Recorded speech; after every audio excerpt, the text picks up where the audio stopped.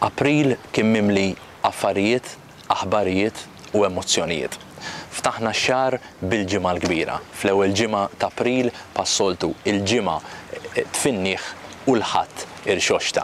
Iżda l-irxoxt tal-Mosta għal ftit ma kienx se jerġa' jmut għax kien hemm inċident żgħir fejn waqgħu ir-reffija iżda ħadd ma ġralu xejn la reffija kif ukoll l-istatwa.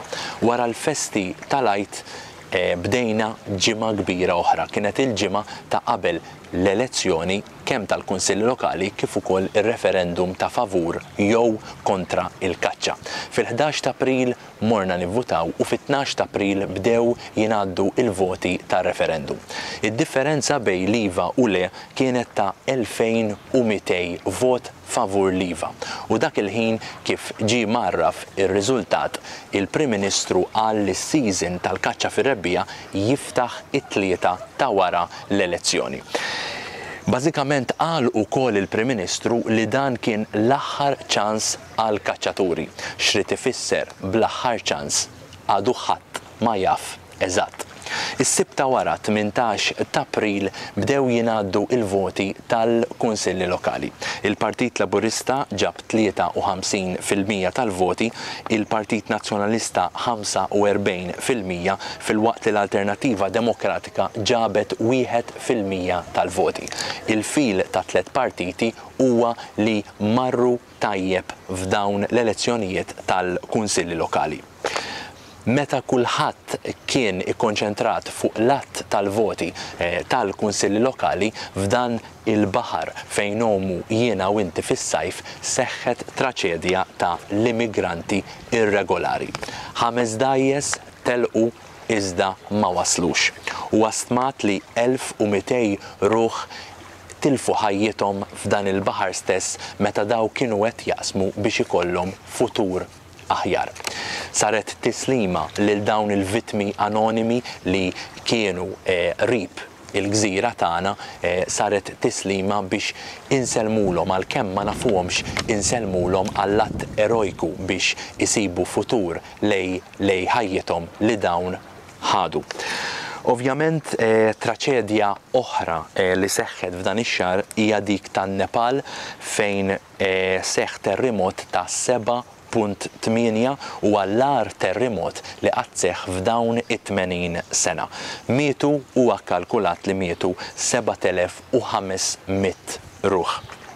Il-persuna tax-xahar hija kaptan ta' l-Air Malta li kien eroj għal ħafna nies, eroj għat-titjira li kienet jagħmel bejn Malta u Vienna fejn u jillendja Vienna kienet hemm ajruplan fir-runway u il-pilota reġa' tella l-ajruplan tal-Air Malta biex evita traċedja kbira.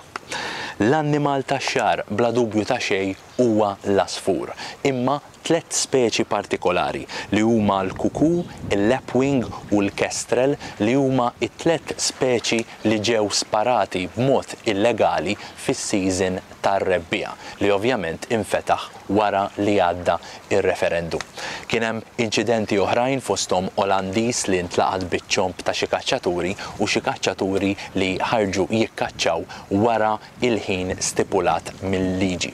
Fuq dawn l-inċidenti il-Prim Ministru waqqaf dan is-season tar-rebbija 3 ġimgħat qabel.